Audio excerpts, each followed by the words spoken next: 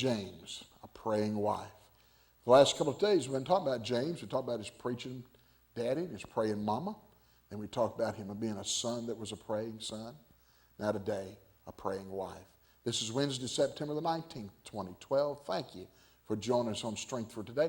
Let me encourage you, I got an email from Sue Burnett the other day, and what a blessing that was to know that every morning she takes time to check her email and listen to her preacher have a daily devotion before she goes to work. Thank you, Sue, for being faithful. Take time to go to our web page there on the contact page and email us today and let us know we're being a blessing to you. James chapter 5, verse 15 says, "And the prayer of faith shall save the sick, and the Lord shall raise him up. And if he have committed sins, they shall be forgiven him.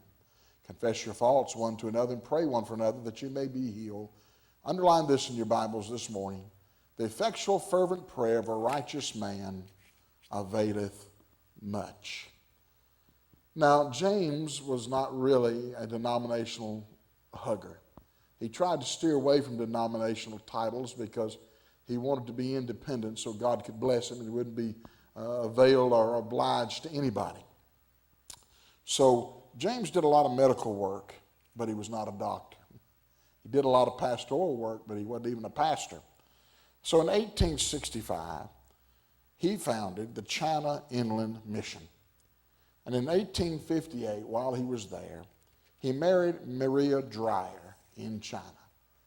And during that time, he began to do a great work for God. James Hudson Taylor was a great missionary. I couldn't even begin to stop and tell you the stories. You need to get the books and read the miraculous stories in the life of James Hudson Taylor. It will bless you beyond compare. But even the most blessed of people have dark hours. And in one of his darkest hours, it's recorded, some believe he was near suicide. Whether he was or wasn't doesn't really matter. But it was during this dark hour and this dark time that his wife stood between James and the darkest hour of his life. When he needed somebody to pray for him, she was there. The effectual, fervent prayer of his wife availed much.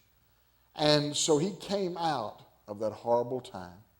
We've seen a lot of men in the Bible go through depression. Moses, Elijah, Jonah, a great number of men who were very depressed and very, even at times, suicidal, who made it through and who were blessed mightily by the hand of the Lord.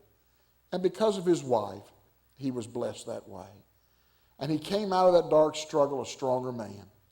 And his fellow workers noticed that he prayed more after this, and that he studied his Bible more, and that even he rested more than he did before. He came to America, and he worked greatly with the great D.L. Moody, encouraging young men and women to surrender to missions work and to become missionaries. I want to read a quote as we close today.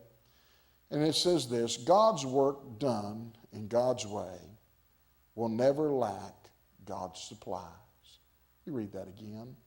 God's work done God's way will never lack God's supplies. And James Hudson Taylor also said, going in debt means God has not supplied your need. Well, that spoke to me. Sometimes our needs are more wants than needs. And he said, if you need to go in debt to do it, you probably really don't need it, because if you need it, God will supply it. So James' philosophy was simple. Let people see God working. Let God be glorified. Let believers become holier and happier, and let them be brought near to the Lord. May you come near to him today. May he be your strength for today and your hope for tomorrow.